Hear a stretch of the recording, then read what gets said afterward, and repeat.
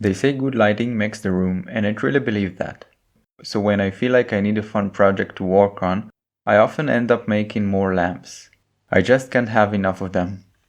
This time, I couldn't decide what I wanted the lamp to look like, so I decided to make a modular lamp. This way, I could make up my mind as I go. Stay with me to see how I made it and how you can make it too. As always, everything I show is available for free. I ended up making a table lamp, which is made of a base, an arm, and the lamp itself. Let's start with the base.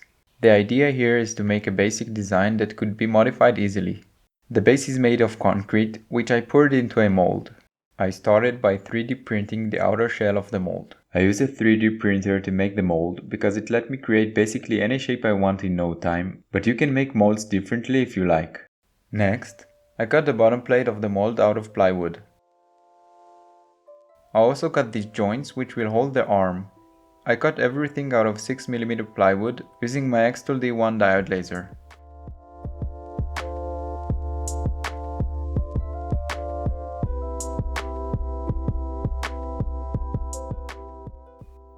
Before pouring the concrete, I assemble the mold.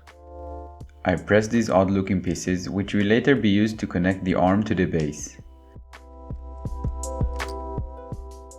Then, I use some wood glue to attach a couple of spacers to make sure everything is evenly spaced. These will be hidden inside the concrete.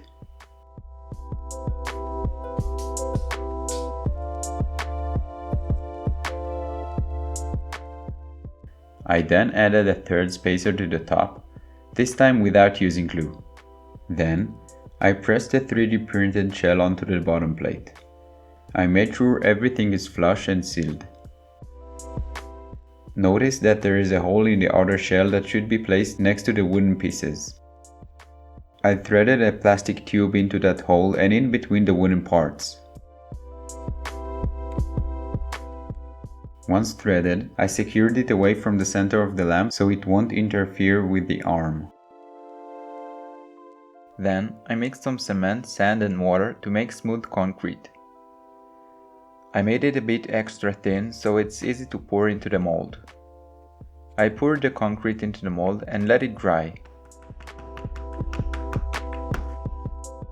After a few hours, I used a knife to clean up the concrete off the joints and sanded the concrete to make it a bit smoother. Then I let the concrete dry for a few more days. Well, I was impatient, so I tried demolding sooner, but I kept damaging the concrete and had to recast it a bunch of times. Demolding is pretty straightforward. After removing the plastic tubing and the printed shell, I pulled out the bottom part. This turned to be a bit too aggressive. I probably should have used a smaller kerf offset. Next, I cut the finger joints that I used to align and hold the wooden joints. Don't worry if it damages the concrete or if the cuts aren't perfect because it's going to be hidden anyway.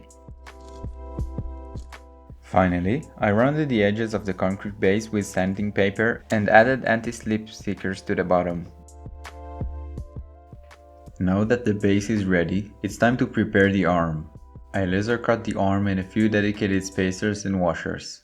Again, everything was cut out of 6mm plywood. For this part of the project, we also need 30 and 35mm M6 bolts and some wing nuts. To assemble the arm, I inserted two of the longer segments into the dedicated connector at the base, screwed in a bolt, and secured it with the wing nut. Then, I threaded a small wooden washer onto another bolt and connected the shortest segment in between the previous two segments. After I inserted another washer from the other side, I secured it with a wing nut. To connect the last two segments of the arm, I sandwiched the short segment between a couple of spacers and the two remaining long segments like so.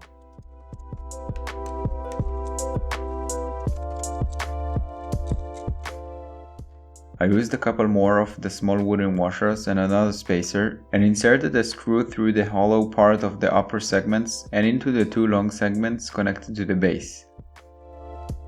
These small washers allow the two parts to slide relative to each other. At this point, everything was starting to take shape. I'm really happy with how fun it is to adjust the arms. We're almost done. The lamp holder is also made of 6mm plywood, which I cut using my laser. The laser cutter is by far my favorite tool in my mini workshop.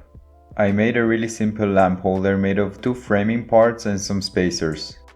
To assemble it, I glued the spacers to one of the outer frames one by one.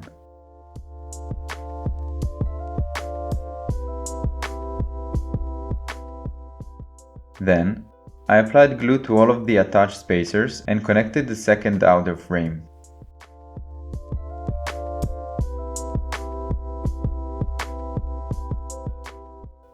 To connect the lamp holder to the arm, I used another 35mm M6 bolt and a wing nut to create an elbow joint.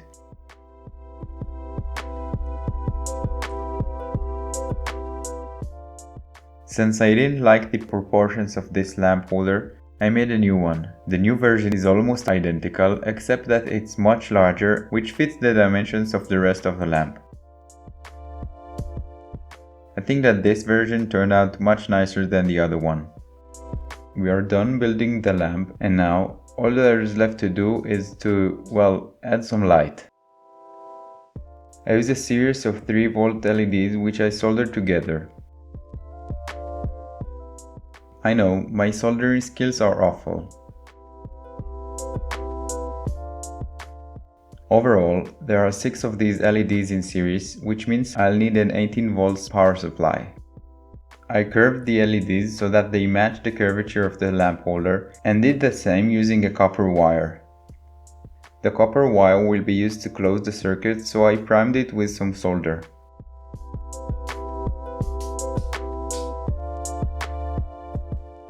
To limit the current going through the LEDs, I used a 100 ohm resistor in series with the LEDs. Now all that's left to do is to solder and glue everything. I used hot glue to keep things from moving around.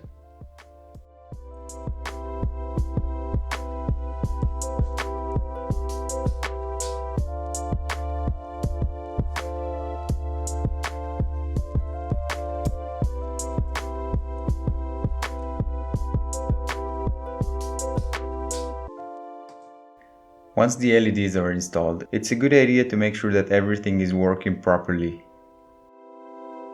The last thing we need to do is to add a power cord. I used some gel super glue to attach some electrical wire from the lamp holder to the base, and I made sure that the wire doesn't limit the elbow joints.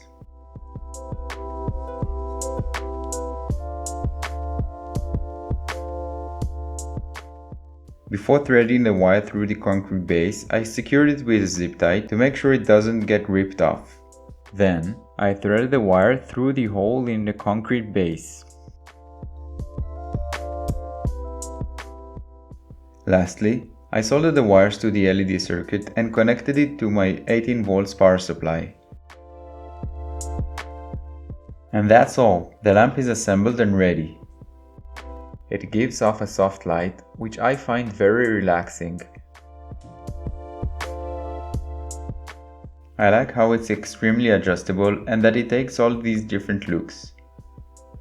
Thanks for watching, and if you want to see more projects like this one, feel free to visit my channel and look around. See you soon!